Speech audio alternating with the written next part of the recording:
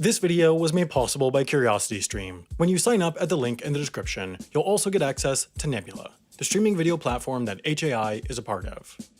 This is Willem-Alexander of the Netherlands. He's king of the 17.2 million bike-riding, windmill-building, stroopwafel-eating, clog-wearing people of the Netherlands, in addition to the 300,000 people of the Dutch Caribbean islands of Bonaire, St. Eustatius, Saba, Aruba, Curaçao, and St. Martin. Now, despite the fact that barely anyone outside the country even knows the Netherlands is a monarchy, the king is a pretty important job.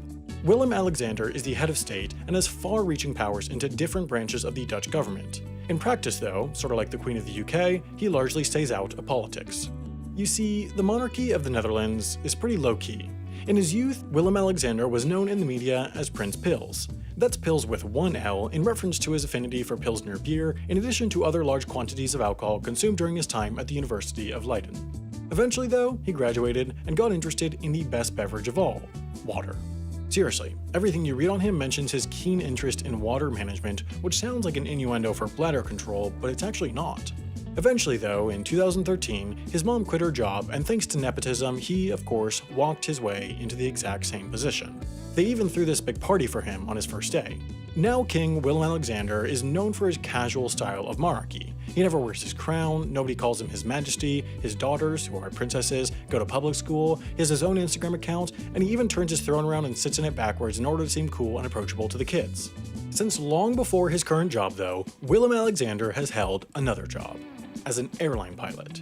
You see, back in 1985, slightly concerningly before being dubbed Prince Pils, he earned his private pilot's license, followed 2 years later by his commercial pilot's license. He first used this to work as a volunteer pilot for some organizations in Kenya, in addition to just recreational flying. He got his license to fly multi-engine jet aircraft in 1989, his military pilot's license in 1994, then in 2001, he got the crown jewel of pilot's licenses, the Airline Transport Pilot License.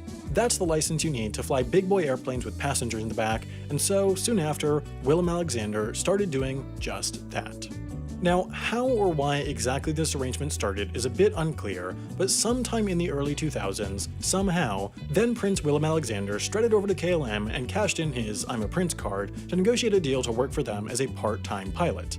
This made sense for two reasons. One was that KLM's full name literally translates to Royal Aviation Company Incorporated, so having a little royal in the company, despite the fact that it was then and is now a fully private company, would keep it honest to its name. That way they wouldn't have to switch to being called Aviation Company Incorporated. Two was that KLM operated the Dutch government airplane. At the time it was a Fokker 70, which would be used by the royals or politicians to go where they needed to go, and so, once certified, Willem-Alexander would regularly fly this airplane, especially when it was the royals using it.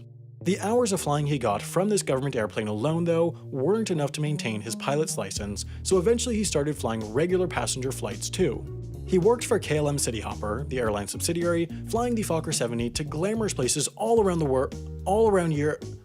northwestern Europe like Humberside, Darlington, and Norwich. Nobody really ever knew he was working as co-pilot for these flights, aside from the rest of the crew, as he would never introduce himself by name when making announcements, and, even in the airport, he was rarely recognized in his KLM uniform.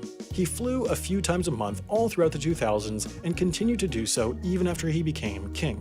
In 2017 though, he ran into a bit of a problem. KLM was retiring all their Fokker aircraft in favor of newer, more efficient Embraer jets, and these Fokkers were the only aircraft that the king was certified to fly commercially.